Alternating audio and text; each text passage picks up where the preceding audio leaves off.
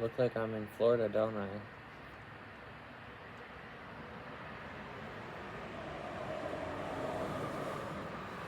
All I hear is like the subliminal message of like the coronavirus. I've almost died because of it twice.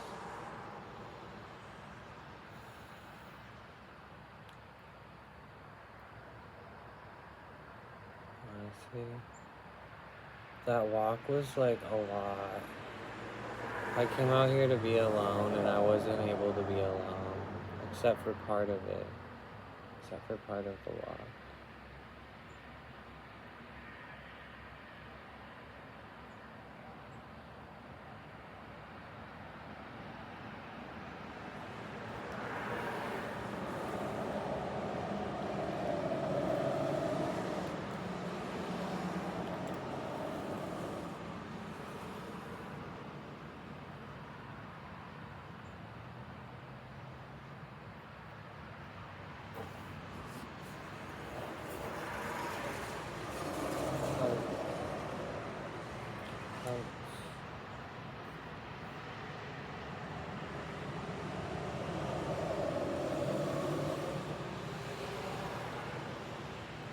That's because I want to smoke weed right now instead of tobacco. I'm gonna go get the joint, you guys.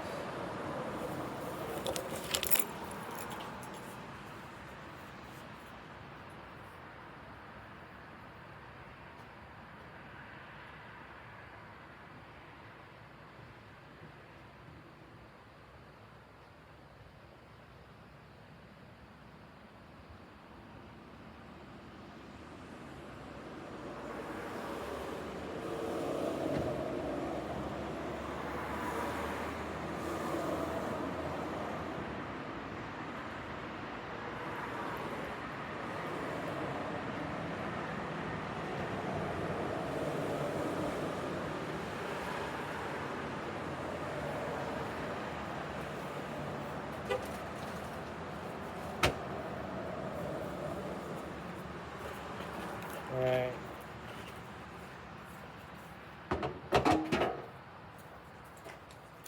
I'm back and I brought a book. I brought this book. I figure I could read a chapter at least.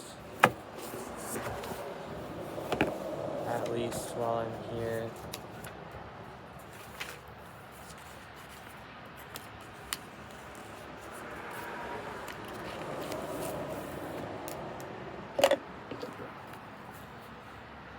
I've forgotten a lot about this book already.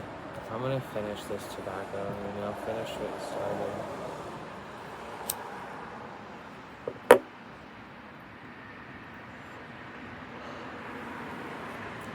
Here's my tea, my lovely tea. Here's my karma, my destiny, my lovely, lovely tea. I don't know what I'm supposed to say other than that.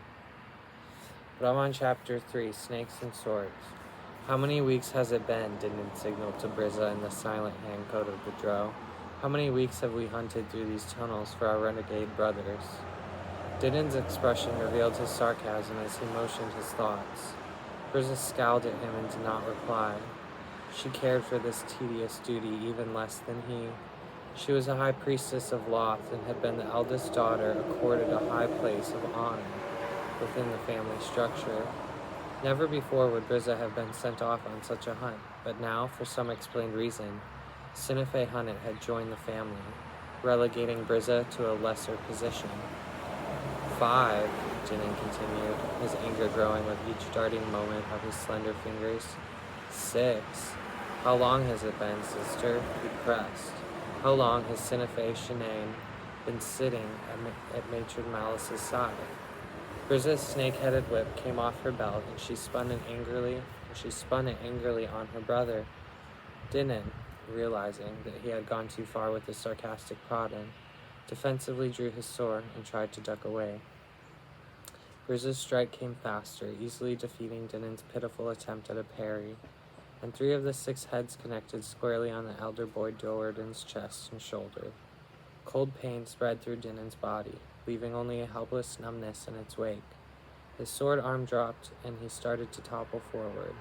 Brizza's powerful hand shot out and caught him by the throat as he swooned, easily lifting him onto his toes, then looking around at the other 5 members of the hunting party to ensure that none were moving to Dinan's favor. Brizza slammed her stunned brother roughly into the stone wall. The high priestess leaned heavily on Dinan, one hand tight against his throat.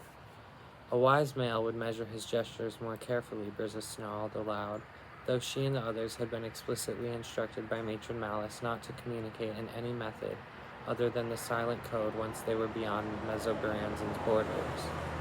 It took Dinan a long while to fully appreciate his predicament. As the numbness wore away, he realized that he could not draw breath, and though his hand still held his sword, Brizza, outweighing him by a score of pounds, had it pinned close to his side. Even more distressing was his sister's free hand held the dreaded snake whip aloft.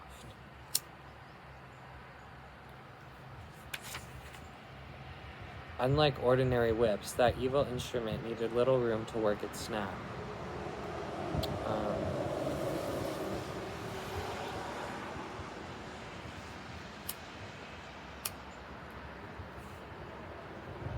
The animated snakeheads could coil and strike from close range, simply as an extension of their wielder's will. Matron Malice would not only question your death, Brizza whispered harshly. Her sons have... Her sons have ever been trouble to her. Dinan looked past his hulking captor to the common soldiers of the patrol. Witnesses. Brizza laughed, guessing his thoughts. Do you really believe they will speak against a high priestess for the sake of a mere male? Brizza's eyes narrowed, and she moved her face right back to Dinan's. A mere male corpse. She cackled once again and released Dinan suddenly, and he dropped to his knees, struggling to regain a normal rhythm to his breathing. Come, Brizza signaled in the silent code to the rest of the patrol. I sense that my youngest brother is not in this area. We shall return to the city and restock our packs. Dinan watched his sister's back as she made the preparations for the departure. He wanted nothing more than to put his sword between her shoulder blades. So yeah, this shit is like really intense. It's about this elf society, and they're just like an evil creature that live in the Underdark city of Menzoberranzan, and there's like mushroom fields down there, glowing mushroom fields, and like stalagmite buildings. And this whole family, this whole story is about like this elf that comes from this family that's trying to like kill other ranks of the same species in this city in order to get to be on like Matron Malice's table, which is like the 8 houses. There's 8 houses that are allowed to be on like the court, and they want to be on the court. So they're on the court.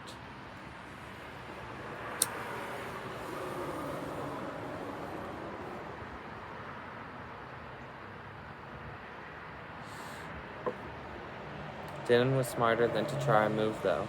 Brizza had been a high priestess of the Spider Queen for more than 3 centuries and was now in the favor of Loth, even if Matron Malice and the rest of House Duerden was not. Even if her evil goddess had not been looking over her, Brizza was a formidable foe, skilled in spells and with what cruel whip always ready at her side. My sister, Dinan called after her as she started away. Brizza spun on him, surprised that he would dare to speak aloud to her. Accept my apologies, Dinan said.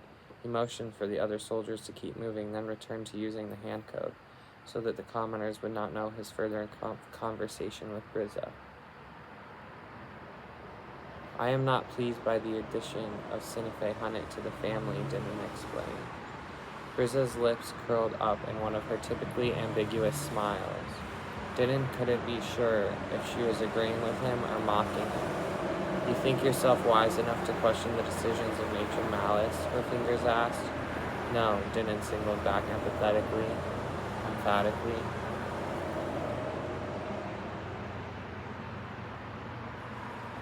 It looks like today's going to be a good day.